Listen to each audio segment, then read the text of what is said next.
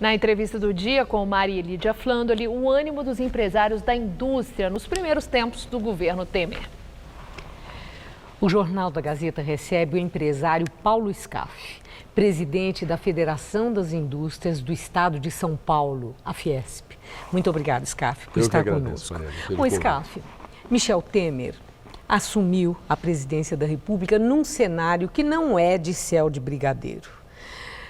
Nuvens carregadas, toda, assim, até uma visibilidade de futuro. Tanto que nós vimos aí que os próprios empresários que estavam tão confiantes deram uma balançada pelo índice da GV, houve uma queda na confiança. Qual será o grande teste de governabilidade de Michel Temer? Maria Lídia, em primeiro lugar, as pesquisas que nós temos feito mostram que houve uma recuperação muito forte da confiança. Essa confiança continua. Eu acho que já houve um primeiro forte teste da liderança do presidente Michel Temer, quando aprovou a PEC, chamada PEC do teto, PEC de gastos, que é fundamental. Eu diria que a PEC do teto está para o ajuste fiscal, assim como o Plano Real esteve para a inflação. Fundamental. E o presidente Michel conseguiu vamos dizer, o apoio da Câmara dos Deputados e aprovou essa reforma, que pode ser considerada quase uma reforma, em primeiro e segundo turno, e agora será encaminhada como PEC 55 era 241, mudou para 55, para o Senado Federal. Tudo indica, pelo que eu sinto, que irá ser aprovado também no Senado Federal. Eu diria que esse foi um passo muito importante. Em seguida virão outras reformas, como a da Previdência, que se faz necessário para o bem do Brasil, para o bem dos aposentados. Porque se deixar a coisa solta como está, chega um momento lá adiante que o aposentado não terá segurança nem de receber. Então eu creio que o presidente Michel, ele tem mostrado que ele está consciente na necessidade não em se preocupar em agradar ninguém, mas sim em promover as reformas que o Brasil precisa. Seja agora a PEC do teto, depois a reforma da Previdência, a reforma política, enfim, reformas que há 20, 30 anos se discute, se fala, mas não se faz. Mas 2 anos e 2 meses é o prazo que Temer tem para tudo isso. Acha que vai dar? Olha, essa PEC do teto, aprovada no Senado no mês de novembro, eu diria que foi num tempo bastante rápido. E a a reforma da Previdência sendo aprovada no primeiro trimestre do ano que vem, também seria muito importante. O Brasil necessita dessas coisas. E o que eu sinto é que isto tem que criar as condições para os juros caírem e o crédito aumentar. Com a confiança, com juros em queda, confirmando essa confiança, com a retomada do crédito, nós teremos um cenário para o investimento. A partir dos próximos meses, retomando o investimento, você tem a mexida de novo na economia. Nós vimos há pouco na reportagem uma indústria que estava paralisada, que por confiança já retomou e espera por dias melhores. Essa expectativa positiva é muito importante. Agora, não adianta ser uma expectativa falsa, por isso a necessidade de nós trabalharmos na solução macro, que é através das reformas, e na solução micro, no sentido de atender, vamos dizer, o crédito, dando fôlego à retomada e crescimento do país, principalmente para voltar os empregos. É uma ruindade você ter um desempregado, ter 12 milhões de empregados, isso é pecado mortal, tem que ser resolvido a questão do emprego. É dramático. Mas Scaff, o ministro da Fazenda, Henrique Meirelles, ele fala, ele reitera que se necessário for, nós teremos aumento de impostos. Vocês da Fiesp têm já uma posição muito marcada de combate ao excesso de impostos que existe no nosso país. Se Henrique Meirelles vier com essa história de mais imposto, vocês vão colocar o pato na rua? Não, o pato vai estar na porta do Ministério da Fazenda, vai estar na rua, vai estar lá bem na porta dele, e eu já disse isso a ele.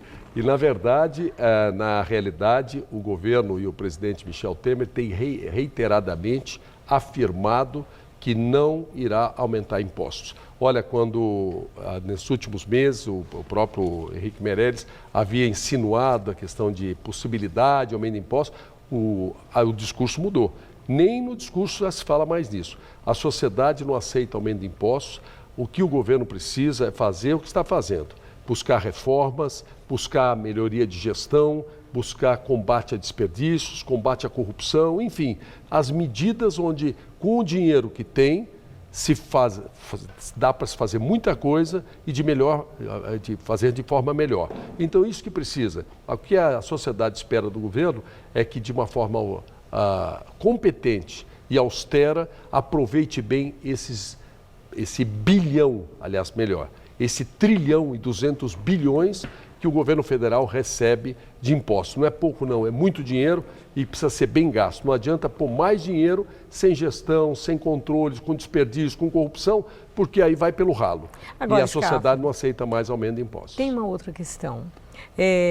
A Operação Lava Jato, ela expôs e ofereceu uma percepção aos brasileiros da corrupção que existe na relação de muitos empresários com o poder público.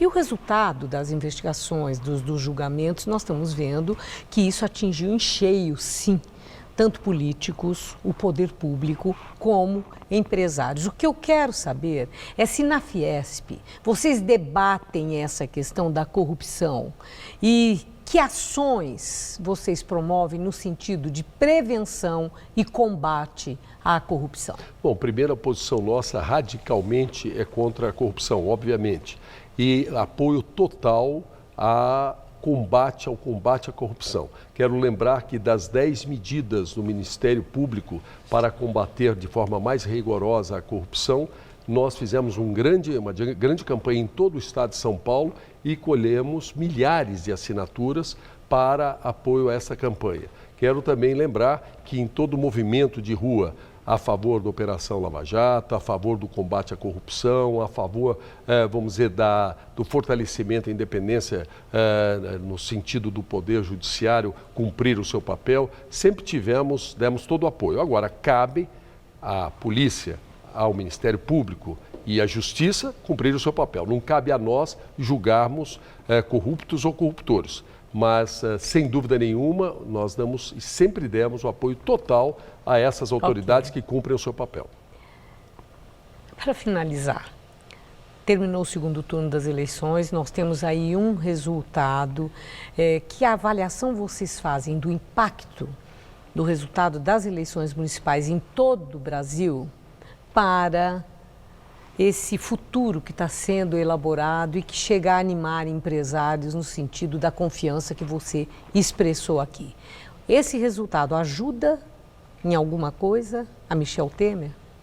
Olha, eu creio que o que nós sentimos nessas eleições, que a consciência da população, a população busca dar a oportunidade a outras pessoas, a novas lideranças, e a grande preocupação da população ela está cansada de blá blá blá, está cansada de enganação, está cansada de incompetência, está cansada de roubalheira.